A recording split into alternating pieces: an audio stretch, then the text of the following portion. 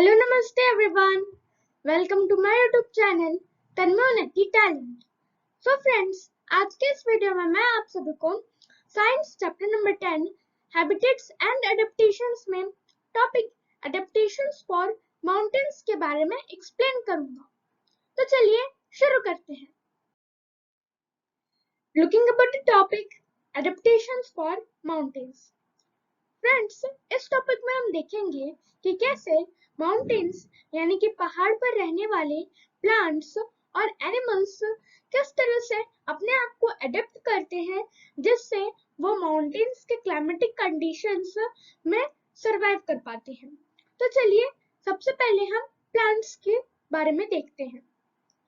The foothills of mountains contain plenty of trees. As we go up the mountains, plants are adapted to the harsh climate. Several trees like the pine and fir grow in this region. तो friends, बात करते हैं एक mountain की, किसी भी पहाड़ की। तो फ्रेंड्स, एक पहाड़ का सबसे पहले टॉप होता है यानी कि उसकी चोटी होती है और उसका नीचे में बेस होता है। तो फ्रेंड्स, हमने ऊंचे ऊंचे पहाड़ देखे होंगे फ्रेंड्स। तो जितने भी माउंटेन्स होते हैं उनका जो लोअर लेवल जो लैंड से बिल्कुल अटैच्ड रहता है उसे हम फुटहिल्स कहते हैं, यानी कि माउंटेन्स के बेस को सिंपल वर्ड्स में फुटहिल्स कहा जाता है। तो फ्रेंड्स, माउंटेन्स के फुटहिल्स में बहुत सारे ट्रीज पाए जाते हैं। जैसा कि आप यहाँ देख सकते हैं कि ये जो पिक्चर है ये माउंटेन्स के फुटहिल्स का है, यानी कि ये पहाड़ों के नीचे का सीन है। यहाँ पर हम देख सकते हैं, यहाँ पर कुछ प्लांट्स हैं और यहाँ पर हम याक और शीप को भी देख सकते हैं। तो फ्रेंड्स, फुटहिल्स पर बहुत सारे टाइप के प्लांट्स पाए जाते हैं, ट्रीज पाए जाते हैं, जैसा कि आप पिक्चर में भी देख सकते हैं। बट फ्रेंड्स, जैसे जैसे हम पहाड़ के ऊपर चढ़ते हैं यानी कि पहाड़ के ऊपर वाले पोजीशन की बात करते हैं तो वहां पर फ्रेंड्स क्लाइमेट और हार्श होते जाता है, यानी कि जो कोल्ड है, जैसा कि हमें पता है कि माउंटेन्स होते हैं वो बहुत ही बर्फीले होते हैं, वहां का क्लाइमेट बहुत ही कोल्ड होता है। तो जैसे जैसे माउंटेन्स का जो लेवल है वो ऊपर बढ़ता है तब क्लाइमेट बहुत ही हार्श हो जाता है, यानी कि वो असहनीय हो जाता है, उसको कोई भी बेयर नहीं कर सकता। वो बहुत ही कोल्ड क्लाइमेट हो जाता है at the top of mountains. But friends, फिर भी कुछ प्लांट्स ऐसे होते हैं, कुछ ट्रीज ऐसे भी होते हैं जो माउंटेन्स के टॉप में भी सरवाइव कर पाते हैं। Towards the top of the mountain, coniferous trees are prevalent as they are much better at dealing with the cold weather. तो फ्रेंड्स, जैसे जैसे पहाड़ का लेवल ऊपर होते जाता है तो हमें कॉनिफरस ट्रीज मिलते हैं। फ्रेंड्स, ये कॉनिफरस ट्रीज ये एक टाइप के ट्रीज हैं जो माउंटेनी रीजन्स में पाए जाते हैं और इनकी जो लीव्स होती हैं वो बहुत ही पॉइंटेड होती है। जैसा कि आप यहाँ देख सकते हैं कि ऐसे जो ट्रीज हैं इनकी लीव्स पॉइंटेड होती हैं। तो फ्रेंड्स, माउंटेन्स के हाई लेवल पर ऐसे ही ट्रीज कॉनिफरस ट्रीज इन्हें कहा जाता है और ये कॉनिफरस ट्रीज पहाड़ के ऊपर पाए जाते हैं। फ्रेंड्स, कॉनिफरस ट्रीज का एग्जांपल लें तो इसका बेस्ट एग्जांपल होता है पाइन एंड फिर। ये सभी माउंटेनी ट्रीज हैं जो पहाड़ के बहुत ही ऊंचे लेवल पर पाए जाते हैं और फ्रेंड्स, ये कोल्ड क्लाइमेट को बहुत ही अच्छे तरह से डील कर सकते हैं, यानी कि उसको सहन कर सकते हैं। At very high altitudes like those on the mountain tops, the surface is covered with snow and ice and very few plants can survive. Okay friends, तो अब हम बात करते हैं हाई एल्टीट्यूड्स की। हाई एल्टीट्यूड्स क्या होता है फ्रेंड्स? हाई एल्टीट्यूड्स यानी कि माउंटेन का हाई लेवल। जैसे जैसे लेवल अप होते जाता है वैसे ही एल्टीट्यूड्स भी बढ़ती जाती है। तो एल्टीट्यूड्स का सिंपल मीनिंग होता है लेवल्स ऑफ द माउंटेन्स।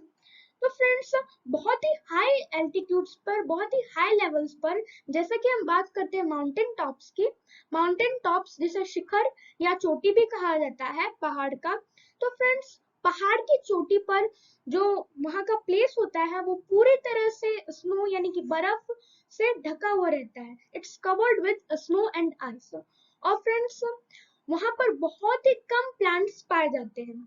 जैसा कि हमने देखा भी होगा कि पहाड़ के बहुत ऊंचे ऊंचे में बहुत सारे बर्फ जमा हुआ रहता है और फ्रेंड्स वहां पर शायद ही कोई प्लांट्स ग्रो होते हैं। Looking about some of the common adaptations of such plants.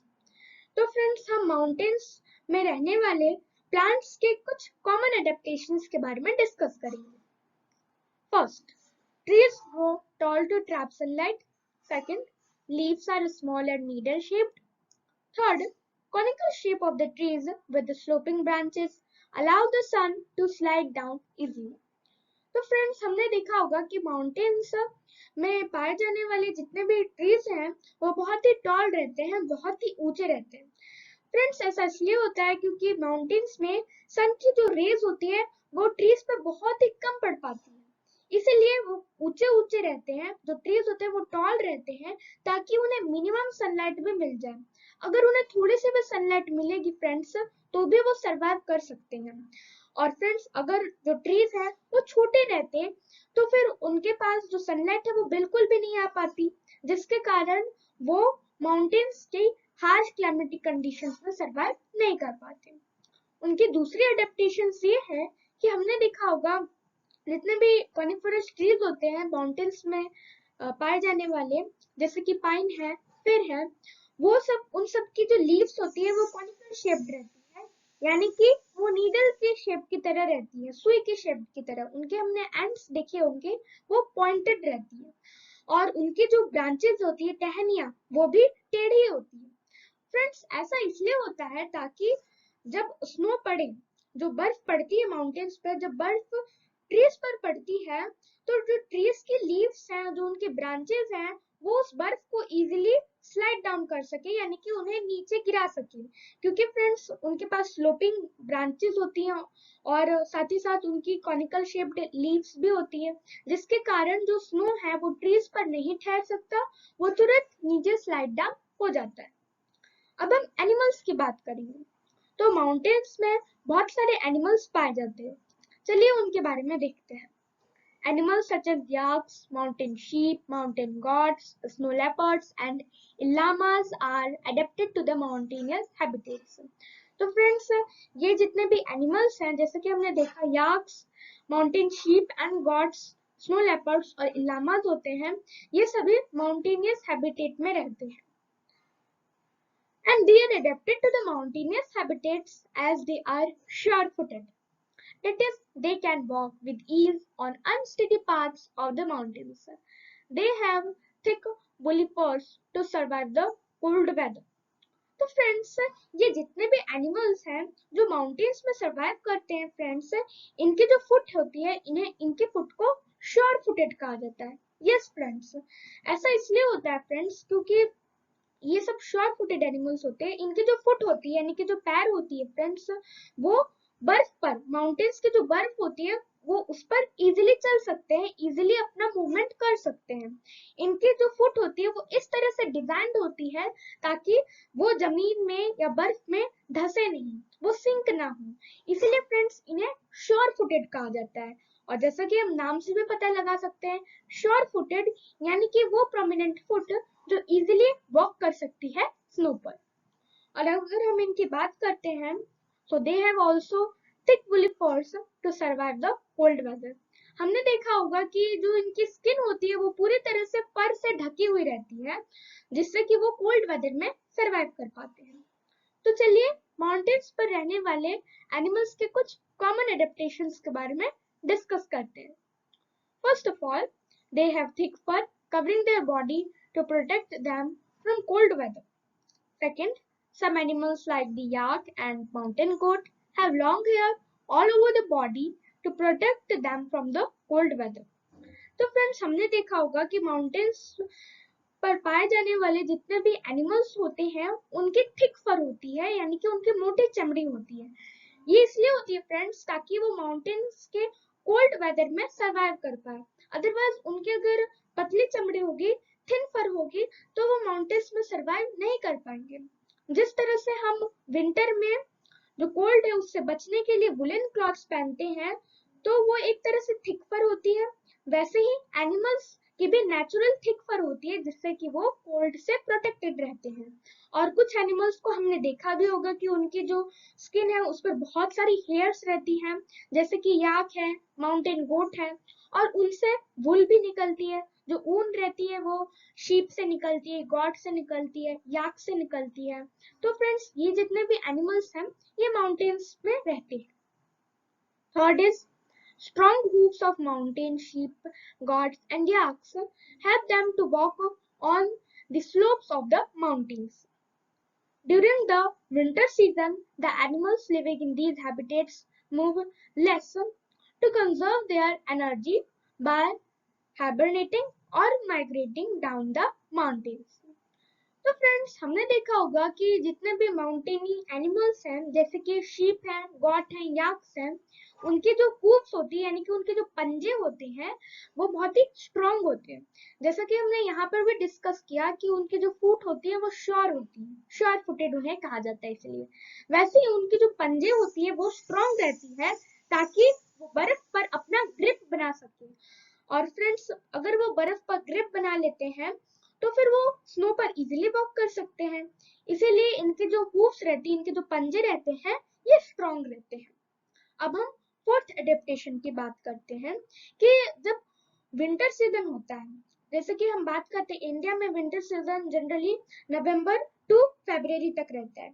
वैसे ही इंडिया के माउंटेनी रीजन्स में बात करते हैं तो विंटर सीजन इन्हीं मंथ्स में प्रिवेल रहता है।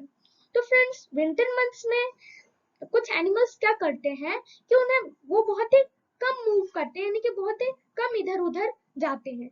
ऐसा इसलिए होता है फ्रेंड्स ताकि वो अपनी एनर्जी को सेव कर सके, वरना अगर वो ज्यादा इधर उधर हिलेंगे डुलेंगे, ज्यादा मूव करेंगे तो विंटर सीजन में उन्हें कोई भी फूड कोई भी वाटर नहीं मिलता और इसी कारण उनकी एनर्जी लॉस भी हो सकती है। इसी कारण जो एनिमल्स होते हैं वो विंटर सीजन में बहुत ही कम मूव करते हैं। और फ्रेंड्स कुछ एनिमल्स तो हाइबरनेशन में भी चले जाते हैं या माइग्रेशन कर लेते हैं यानी कि दूसरे प्लेस पे चले जाते हैं। हाइबरनेशन फ्रेंड्स जैसा कि हमने देखा होगा कि पोलर बियर्स होते हैं वो पोलर रीजन्स में पाए जाते हैं और वो भी एक माउंटेनी टाइप का ही क्लाइमेट वहां पर रहता है। तो फ्रेंड्स वो हाइबरनेशन में चले जाते हैं यानी कि वो विंटर सीजन में सो जाते हैं। विंटर सीजन जैसा कि हमें पता है कि बहुत ही कोल्ड रहता है और खासकर माउंटेनी रीजन्स में तो और भी कोल्ड रहता है। इसीलिए वो अपनी एनर्जी को सेव करने के लिए इस सीजन में पूरी तरह से रिलैक्स्ड हो जाते हैं और सो जाते हैं। तो फ्रेंड्स इसी प्रोसेस को हाइबरनेशन कहा जाता है ताकि वो अपनी एनर्जी को सेव कर सके। और कुछ कुछ एनिमल्स जो होते हैं वो माइग्रेट कर लेते हैं यानी कि दूसरे प्लेस पर चले जाते हैं। तो फ्रेंड्स ये थे कुछ common adaptations which we have studied in the plants and animals living in the mountainy regions. So friends, I hope आप सभी ने ये टॉपिक बहुत ही अच्छे से समझा होगा। So मेरे वीडियो को प्लीज लाइक करें, शेयर करें, कमेंट करें और चैनल पर नए हैं तो चैनल को सब्सक्राइब करना ना भूलें। मिलते हैं नेक्स्ट वीडियो में एक नए टॉपिक के साथ। Thank you and have a nice day ahead.